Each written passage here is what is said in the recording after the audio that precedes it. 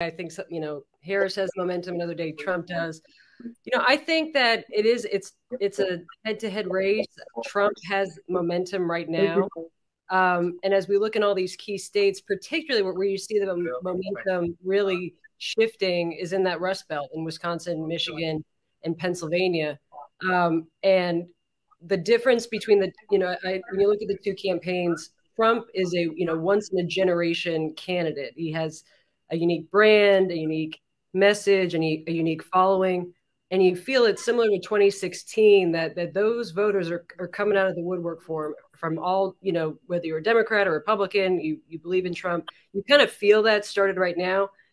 So that's where I think gives him the advantage. Harris has a little bit of an advantage just on the ground and in logistical mobilization. And so this, I think, will be if Trump wins, it's because, the people believe in him and want him back. And he's bigger than campaigns and politics. And if Harris can out organize in some of these, precincts, I mean, Pennsylvania, you have 6 precincts in Bethlehem Township alone that could decide the entire election.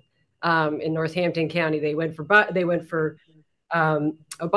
for Trump, and they went for Biden. So we're talking about such a small amount of voters in each one of these states. But I think right now, ultimately, Trump has momentum. You can feel it. You can see it in the news. You can feel it on the ground. And Harris is going to have to find a way to organize her way to victory in a lot of these places. Kristen, what can you say about the Trump campaign and its supporters' efforts to organize in a novel way, both taking advantage of a legal ruling to use outside groups, which you're familiar with, and also targeting not the normal universe, but targeting less likely voters to turn out? Tell me how you appraise how those efforts are going. Yeah, it's unique, and so I definitely think it's a unique way to look at it. I don't know if Trump necessarily needs the same type of organizing that other campaigns do.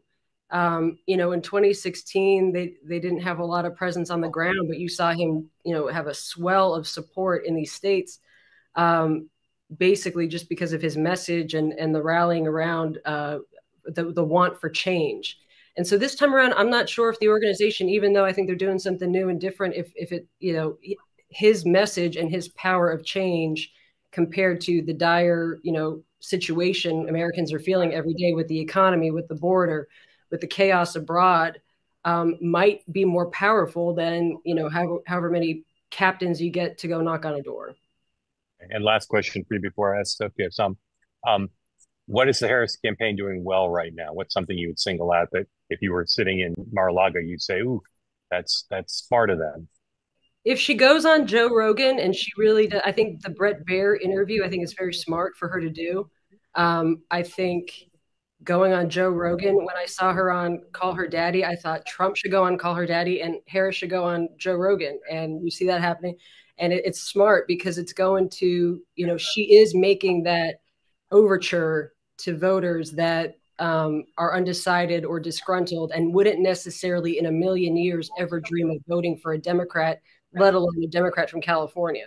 And she's going to go meet them. She's not waiting for them to come to her. And I think that's something that she needs to do to make the margins in the Philly suburbs and the Vegas suburbs and all these places that are going to decide the election. Going to that Nikki Haley voter and talking to them, I think is very smart. We'll see if ultimately, that voter can compromise on some of their principles because, philosophically they should be very different, just an old school Republican and a very extreme Democrat. But I think it's smart for her to make the attempt. Last one, I said last one, but now I have really last one. What of the 7 states, what do you think her best is and what do you think her worst is right now? The 7 states, I think her best is probably Nevada. I think her worst right now is probably Georgia. I think that Georgia or Arizona, those are slipping away for her, I think. Correct answers. Well done. Thank you very much. Stand by.